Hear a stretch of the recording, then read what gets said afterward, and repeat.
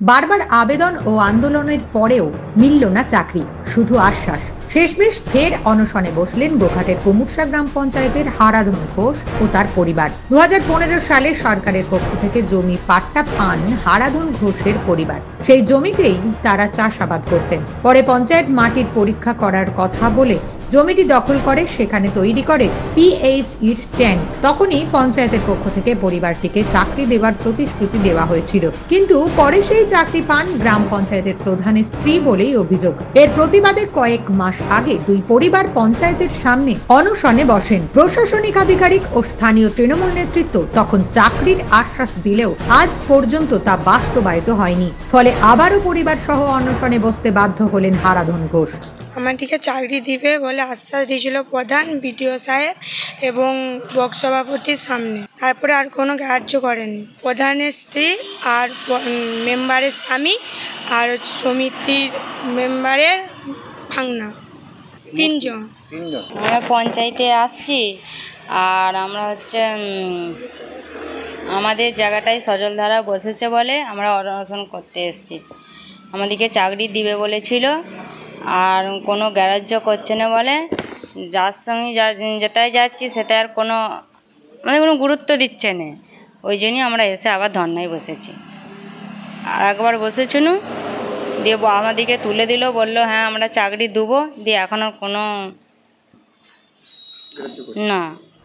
তাদের দাবি, এবার চাকরি না দিলে তারা এই অনশন থেকে উঠবে না। আমাকে বলা হয়েছে যে আমাদের যাই হোক একটা ভুল হয়েছে, তো যাই হোক আমরা একটা চাকরির ব্যবস্থা করে দেবো দুদিনের, এক সপ্তাহের মধ্যে। তারপরে আমাকে সমস্ত কাগজপত্র নিয়ে এসে পঞ্চায়েতের সামনে জমা দিই, পঞ্চায়েত প্রধানের সামনে, কিন্তু প্রধান সেইগুলো জমা নেননি। বললো আমার অফিসে জমা দিয়ে যাও, কিন্তু অফিসে জমা দেওয়ার পরে আমরা রিসিভ কপি চাই, কিন্তু রিসিভ কপি আমাদেরকে দিতে চায়নি। বললো পঞ্চায়েতের কোনো কাগজে আমরা রিসিভ কপি দেবো না। তারপরে আমরা আবার বিডিওকে জানাই, বিডিও বললো আমাকে কাগজ দিয়ে আমার রিসিভ কপি নিয়ে যেয়ে তোমরা করো, আমি কাগজগুলো দেখছি। পরবর্তীকালে বিডিওর কাছে যাওয়া হয়, বিডিও আমাদেরকে বলে যেখানে যে কাগজ পাঠিয়ে দিয়েছি আমি এর মধ্যে আর কিছু জানিনি, আমাকে আর ডিস্টার্ব করবে না। আশ্বাসটা প্রধান দিয়েছিল, কিন্তু প্রধান এখন আর কোনো রকম আমাদের সঙ্গে যোগাযোগ করছে না। আশ্বাসটা কোথায় দিয়েছিল? বিডিওর সামনে বিডিও ছিলেন, কর্মাধ্যক্ষ ছিলেন, ব্লক সভাপতি ছিলেন, অঞ্চল সভাপতি ছিলেন, আরও আদার্স মেম্বাররা ছিলেন বা আরও অন্যান্য ব্যক্তিরা ছিলেন, তাদের সামনে কথা দিয়েছিলেন। এই জায়গাটা আপনি কোথা থেকে পেয়েছিলেন? এই জায়গাটা আমাকে 15 সালে নিজ ভূমি নিজ গৃহই আমাকে পাট্টা দেওয়া হয়েছিল। 15 সালে? হ্যাঁ, তখন তৃণমূলই ছিল, তৃণমূলই দিয়েছিলেন।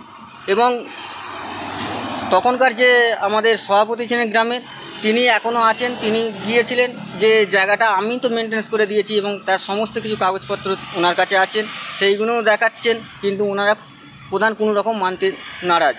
এদিন অনশনকারী পরিবারের সাথে দেখা করতে যান পুরসুরার বিজেপি বিধায়ক বিমান ঘোষ। ওই পরিবারের পাশে থাকার আশ্বাস দেন। নিউজ আজ বাংলা, গোঘাট। নিঃসন্তান হওয়ার কারণ স্বামী বা স্ত্রী যে কেউ হতে পারেন। আইভিএফ এর অ্যাডভান্স সায়েন্স আর এক্সপার্ট কেয়ার লক্ষ লক্ষ কাপেলের স্বপ্ন সার্থক করেছে। তাই বন্ধাত্বকে হারাতে আপনাদের অবশ্যই আসতে হবে আরামবাগ প্রাণ আইভিএফ ফার্টিলিটি সেন্টারে। এখানে চিকিৎসা করিয়ে অনেক দম্পতি সন্তানের মুখ দেখেছেন। আমাদের ঠিকানা আরামবাগ বসন্তপুর আমতলা বিবেকানন্দ পল্লী 2 নম্বর রেলগেটের পাশেই। মোবাইল নাম্বার 7865858781 অথবা 7908098172।